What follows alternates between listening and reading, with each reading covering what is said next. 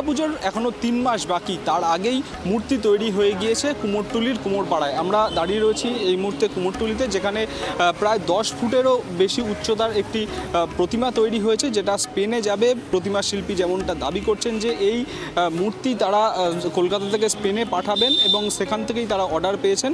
এই মূর্তি জাহাজে করে পাড়ি দেবে সুদূর স্পেনে, বার্সেলোনা স্পেনে পাড়ি দেবে। প্রায় 40 থেকে 50 দিন সময় লাগবে। এই মূর্তি গঠন করেছেন প্রতিমা শিল্পী ফাইবার দিয়ে, এবং এই প্রতিমা প্যাকেজিংয়ের মাধ্যমে নিরাপদেই কিন্তু পৌঁছে যাবে স্পেনের বার্সেলোনায়, যেখানে এই প্রথমবার কিন্তু এই প্রতিমা শিল্পী স্পেনে পাঠাচ্ছেন এই এত বড় মূর্তি। এর আগে বিভিন্ন সময় তারা এই প্রতিমা শিল্পী পাঠিয়েছেন বাইরের দেশেও প্রতিমা, কিন্তু এত বড় মূর্তি তিনি এই প্রথমবারই কিন্তু পাঠাচ্ছেন। মা সারা বিশ্বে পূজিত হবে। সুদূর স্পেনে এই এত বড় প্রতিমা পুজো হচ্ছে, এটা একটা অভিনব। আগামী দিনে আরও বড় ঠাকুর হয়তো আমরা পাঠাতেও পারি। এত বড় ঠাকুর আমি পাঠাইনি, আমি ম্যাক্সিমাম 8.5 ফুট 9 ফুট, এবার সেটা 10.5 ফুট। এটা জাহাজে যাবে। এটা বক্সে কাঠের বক্স, কাঠপ্লাই দিয়ে বক্স তৈরি হচ্ছে, সেই বক্সের মধ্যে প্যাকিং হয়ে এটা বাই শিপে যাবে। 40-45 দিনে পৌঁছে যাবে আশা করছি। এগুলো সব ফোল্ডিং আছে, চালচিত্র মুকুটের এগুলো। কেন এত বড় তো শিপে আসবে না, কন্টেনারের হাইট 8 ফুট। আমরা সেটা ওই 7.5 ফুট 8 ফুট বক্সের মধ্যেই এটাকে প্যাকিং করে পাঠাই। মাটির একটা ভাঙার ভয় থাকে, ফাইবার গ্লাস হচ্ছে আনব্রেকেবল, ভাঙার কোনো ভয় থাকে না, 1 নম্বর। 2 নম্বর এটা খুব হালকা হয়। এই ঠাকুর বিদেশে নিয়ে যাচ্ছে, ওনারা তো 2 বছর পুজো করবেন।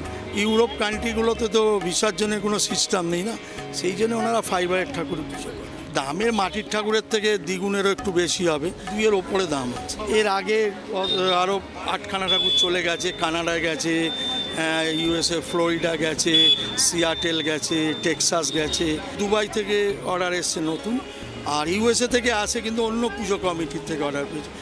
21টা দুর্গার অর্ডার আছে, তার মধ্যে অলরেডি 8টা চলে গেছে, এটা যাবে কালকে।